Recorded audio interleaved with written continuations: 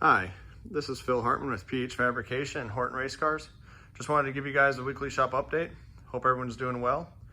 So it's been a really busy week here at the shop, and I know I say that every week, but it seems like this week just flew by between working on the Land Speed car, the RX-7, along with getting a few miscellaneous projects started and in and out of the shop. It just seems like the week went by really fast. So over here on the Land Speed car, you can see we got the engine section of the body placed on the chassis.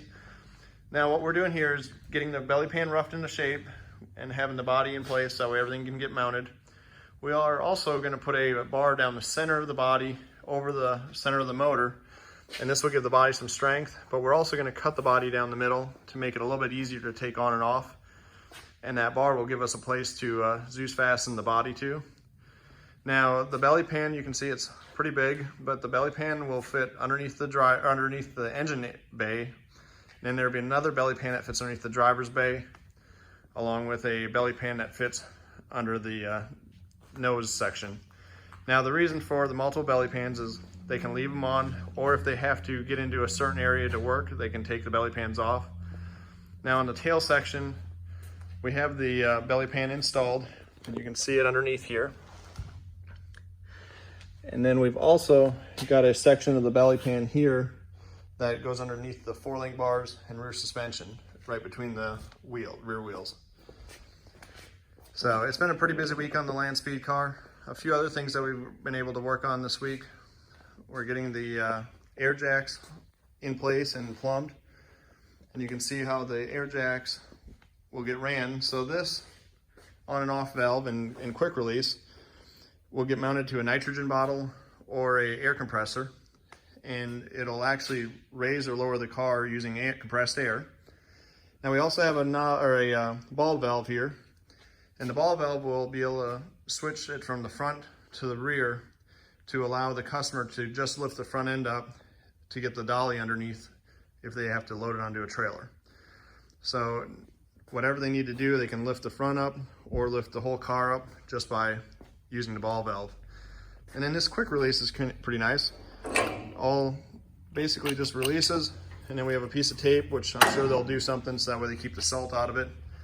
But all in all, it was a really nice setup. The air jacks came from Motor State, and they're an all-star brand air jack, so very pleased with how they turned out.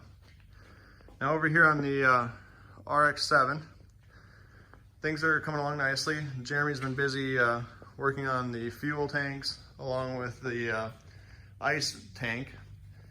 Now this is his first time ever building a set of tanks, so it's been a good learning process for him. A lot of people don't realize the amount of time that it goes into building a set of tanks, especially when you're going to do radius edges.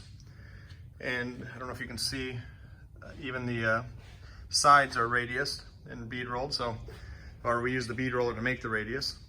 But the tanks really came out nice, and looking forward to seeing them done.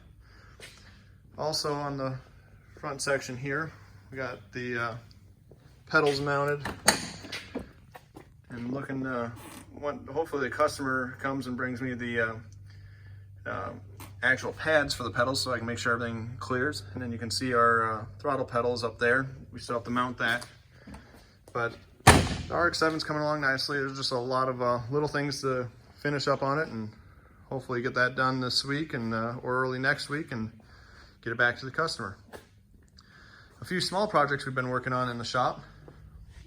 So I had a customer that needed a battery tray, and they wanted it out of aluminum. So I made a battery tray. Now this battery tray fits a Interstate battery, and that's what the customer runs in his car. So hopefully it'll work the way he wants it to. And you can also see a set of bars. He wanted 2 sets of traction bars for 2 different cars that he has. And so we're able to make those up, and I just got to weld on some tabs onto his car once it comes in, or I'll go to his shop and do it.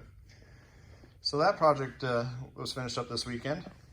And then another project we started this week is the other fender. So I know it's been a few months, but I did one fender for a 1946 Chevy truck, and this is the buck that I used for it. Now this fender here is the other side, and I've started building another buck. And so a lot of people use a wood buck, and I use a wood buck just as much as anybody else. But recently I've learned about using wire bucks from Ray Schilling at Pro Shaper, and the wire buck's kind of a unique system. Definitely enjoy it. You can see everything when you're forming the panels. So looking forward to getting this other fender and buck built and finished up and to the customer. So if you guys are interested in more of the wire bucks and the wood bucks, I'm going to do another YouTube video here probably shortly, and we'll just focus on the metal shaping and along with the wire and wood bucks. Well, I hope everyone has a great weekend, and I will talk to you all soon. If you have any questions, please feel free to message me, and if you haven't already, please subscribe to my YouTube channel at PH Fabrication. Thank you. Bye.